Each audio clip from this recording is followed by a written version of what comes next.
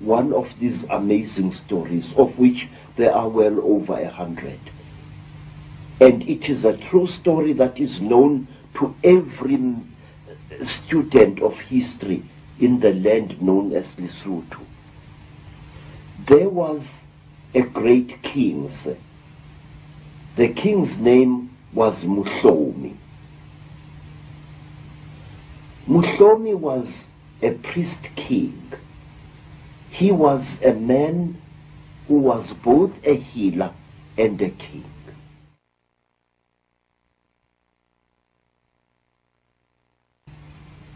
Muhlomi was getting old, and he had received many wounds in battle, fighting to protect his people against invaders.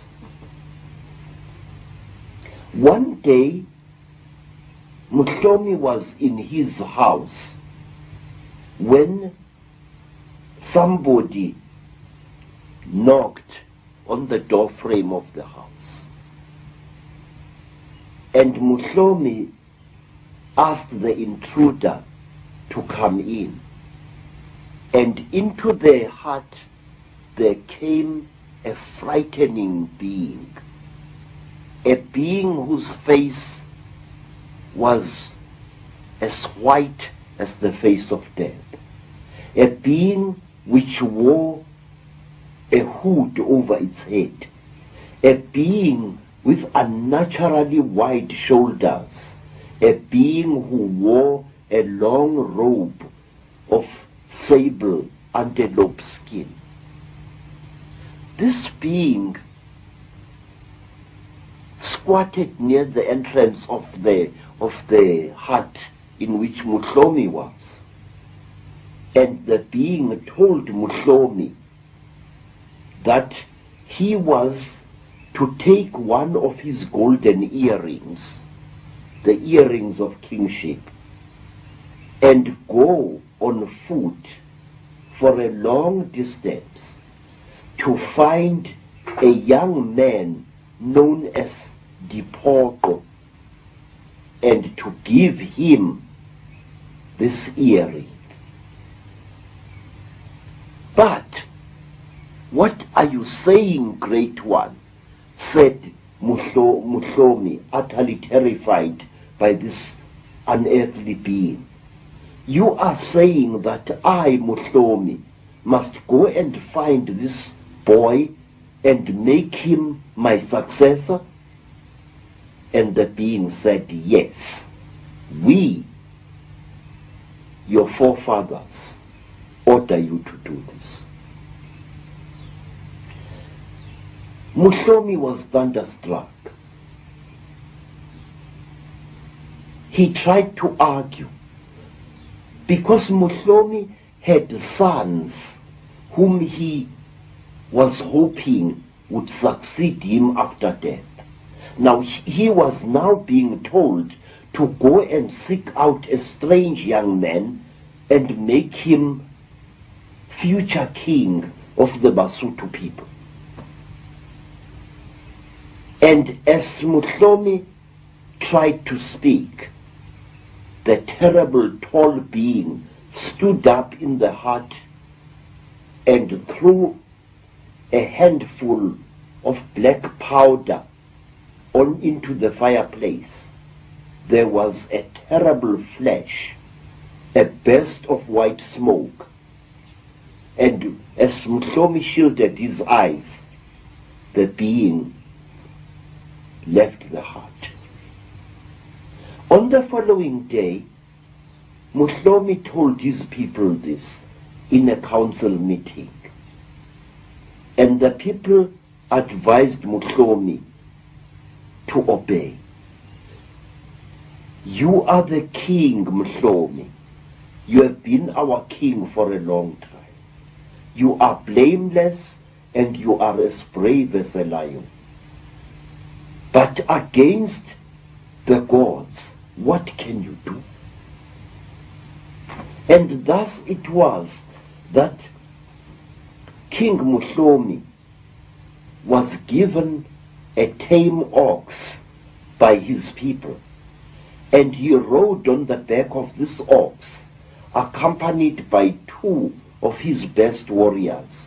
And he went out to seek this strange boy whom he had been ordered to make future king of the Basutus. He found the boy with his companions high up on a mountain. The boy was a bandit. He lived by stealing cattle from rich men. He was a typical black Robin Hood. And Muhlomi greeted this boy, Dipoko, and he pinned his golden earring to Dipoko's right ear and said, I am commanded by the spirits of my forefathers to appoint you, Dipoko, future king of the Basotho people. I am told that you are going to make this nation great. I am told that you are going to protect it. I, Muhlomi, the armed one, have spoken. Muhlomi left Dipoko, and Muhlomi sickened and died some time later. And the man named Dipoko, a young man, a cattle-stealing bandit,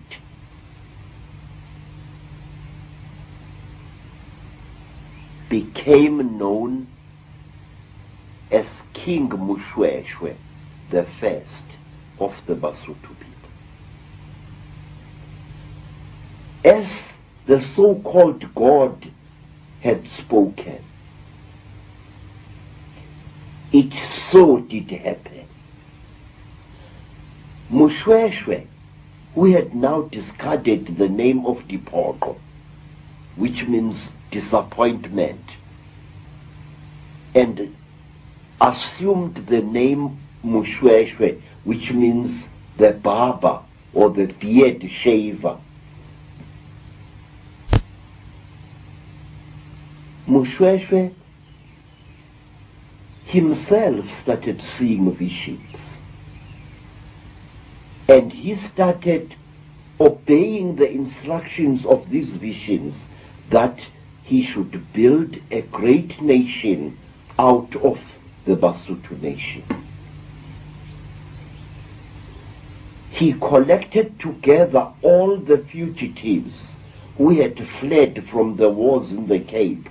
He collected together all the refugees who had fled from the wars by Shaka in Natal, and he molded them into the nation known as the Basotho nation, which today inhabits the land called Lesotho. But wait, there is more to the story of Mushweshwe. Mushweshwe was under attack by the Afrikaners. And one day he received another vision, a vision that told him that if his people were to be saved, he had to place himself and his people under the protection of Queen Victoria. And he did just that. When I was a child, when I was a young scholar, the land today known as Lesotho was known as the Basotho Land Protectorate. Here was a king actually destroying his sovereignty as a ruler.